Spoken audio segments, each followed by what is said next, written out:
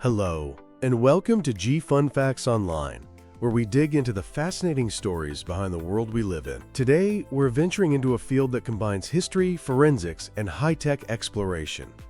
We're talking about aviation archaeology.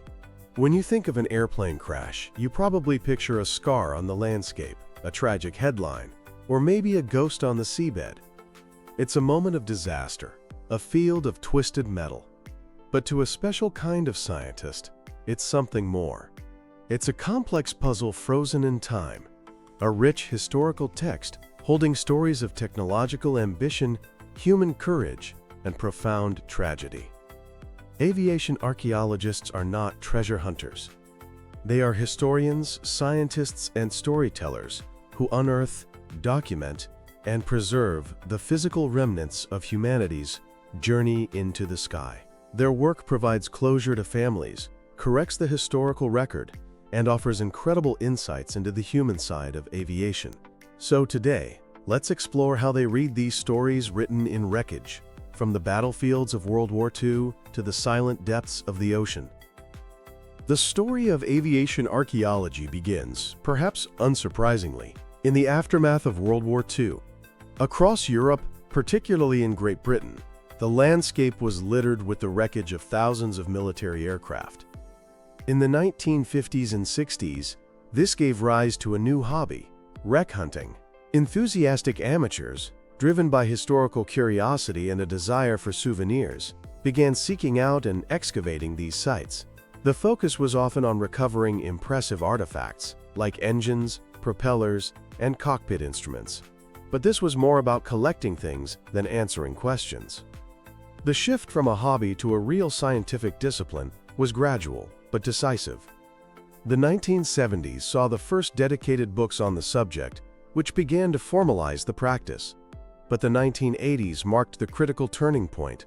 A growing recognition emerged that the work should be less about acquisition and more about inquisition, a shift from simply taking things to answering historical questions.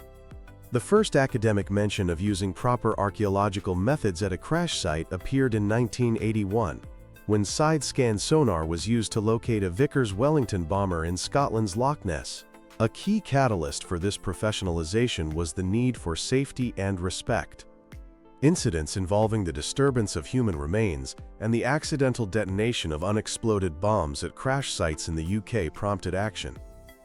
In 1986, the British government passed the Protection of Military Remains Act. This landmark law made it an offense to interfere with the remains of any military aircraft without a license from the Ministry of Defense. It effectively curbed unregulated digging and demanded a more structured, respectful, and scientific approach.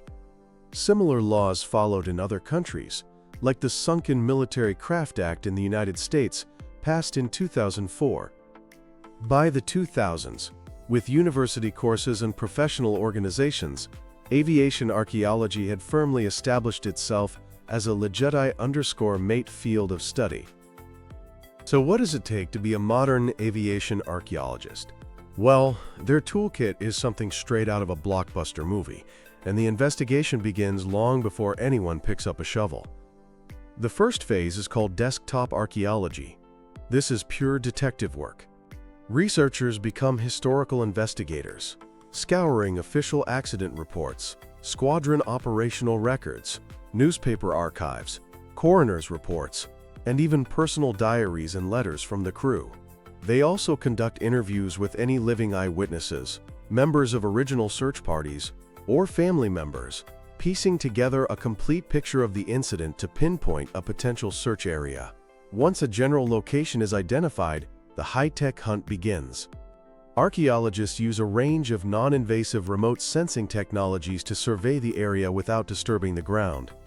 For instance, they use historical and modern aerial photographs, looking for telltale signs like crop marks, where buried wreckage affects the growth of vegetation, or subtle depressions in the landscape. But the real game-changer has been LiDAR, which stands for Light Detection and Ranging. Usually mounted on a drone or an airplane, a LiDAR system fires thousands of laser pulses at the ground every second, measuring the time it takes for them to return. This creates an incredibly accurate 3D model of the terrain. The magic happens when you can digitally strip away all the trees and vegetation in the data, revealing the true ground surface underneath. Suddenly, hidden impact craters or the scattered signature of a debris field become perfectly clear, even in a dense forest. Once on site, the team uses geophysical survey tools to peer beneath the surface. Magnetometers are highly sensitive devices that detect variations in the Earth's magnetic field caused by large iron-based metal objects, making them perfect for finding engine blocks or landing gear. Then there's ground-penetrating radar, or GPR, which sends radar pulses into the ground. These pulses reflect off buried objects, allowing archaeologists to create a map of subsurface anomalies, showing their depth and shape before a single ounce of dirt is moved. This helps them plan a targeted, surgical excavation, instead of just digging blindly. And what about the thousands of aircraft lost at sea? For that, you need a whole other set of specialized gear. The primary tool is sonar, which is like using sound to see. Towed behind a ship or mounted on an autonomous underwater vehicle, or AUV, sonar systems emit fans of acoustic pulses. The returning echoes create a detailed, almost photographic image of the seabed. This allows teams to spot anomalies, shapes that don't look natural and could be aircraft wreckage. Once a target is found, they send down a remotely operated vehicle, or ROV. These are unmanned, tethered submarines equipped with high-definition cameras and robotic arms. The ROV provides the first eyes on the wreck, confirming its identity and documenting the site, all without risking human divers in deep or dangerous waters. All this incredible technology serves one main purpose: to uncover the human stories frozen in time. And some of those stories are truly remarkable. Let's go to Idaho's Payette National Forest. Deep within the wilderness lies the amazingly preserved wreckage of a Douglas B-23 Dragon bomber. On January 29, 1943, caught in a blizzard and low on fuel, its 8-man crew made a forced landing on the frozen surface of Loon Lake. The plane skidded into the trees, shearing off its wings but leaving the fuselage largely intact. Miraculously, the crew survived with only minor injuries. What followed was a harrowing 15-day survival ordeal in brutal winter conditions before they were rescued. Because the crew survived, the site was never the subject of a major military recovery. Today, it's one of the most intact World War II crash sites in the continental U.S. It tells a powerful story of resilience, but it also illustrates a key challenge: the conflict between public access and preservation. While signs tell the crew's incredible story, the wreckage has suffered from vandalism and the removal of small parts by souvenir hunters over the decades, a sad reminder of the fragility of these historic sites. Not all stories are about survival. Many are about remembrance. Consider the case of the Donegal Spitfire. In November 1941, Pilot Officer Roland Bud Wolfe, an American volunteer in the Royal Air Force, was forced to bail out of his Spitfire over County Donegal, Ireland. The fighter plane nose-dived into a peat bog and completely vanished. For 70 years it lay hidden, perfectly preserved in the oxygen-free, acidic environment of the bog. When its location was finally pinpointed in 2011, a licensed archaeological excavation began. What they found was extraordinary. The soft peat had cushioned the impact. Teams unearthed large, incredibly well-preserved sections of the plane, including its famous Rolls-Royce Merlin engine. They found rudder pedals, still bearing the Supermarine logo, and even its machine guns. The project connected the past to the present in a powerful way, culminating in an emotional visit to the site by the pilot's 2 daughters, who could finally see the aircraft their father flew.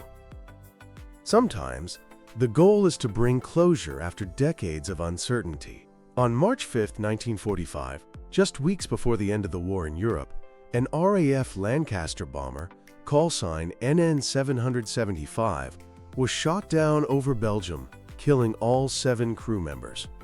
An initial recovery was incomplete. The bomber had crashed into swampy ground, and the remains of several crewmen could not be found.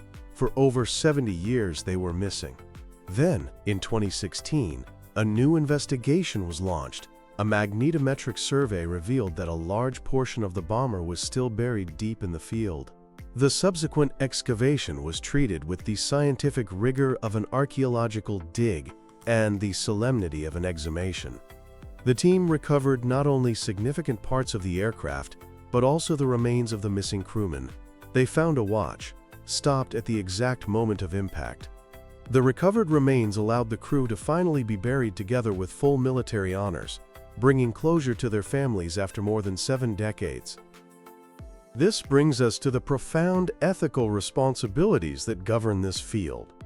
The days of unregulated digging for souvenirs are long gone.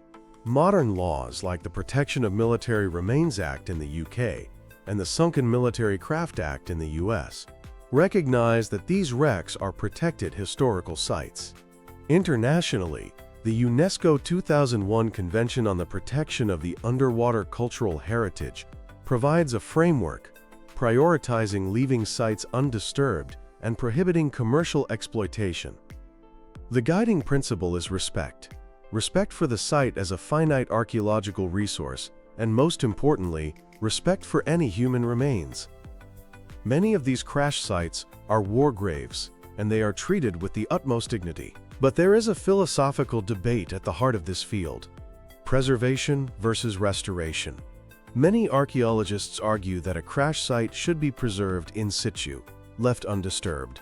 Its value lies in its context, the distribution of the wreckage, the environmental effects, the whole story of the site. To recover an aircraft for restoration is to destroy that archaeological context forever. On the other side, restorers in some museums argue that a rebuilt, tangible aircraft is a more powerful educational tool and a more dynamic tribute than a wreck left unseen on a remote mountainside or seabed. Does a rare aircraft better serve history as an archaeological site or as a rebuilt object for public display? There's no easy answer. So an airplane crash site is far more than just twisted metal. It's a time capsule of technological evolution, a source for correcting the historical record, and a place of remembrance. The future of the field promises even greater capabilities. Advances in artificial intelligence may soon help analyze vast amounts of satellite and sonar data to identify sites with greater accuracy. But the mission remains the same. Aviation archaeology connects us to the profound human stories behind the statistics of history. By investigating these final flights with scientific rigor and deep respect, archaeologists ensure that the individuals involved, their skill, their bravery, and their sacrifice are not forgotten. They transform scattered wreckage into a lasting memorial, giving a voice to the silent stories written across the sky. Thanks for joining us on Fun Facts Online. Well, see you next time.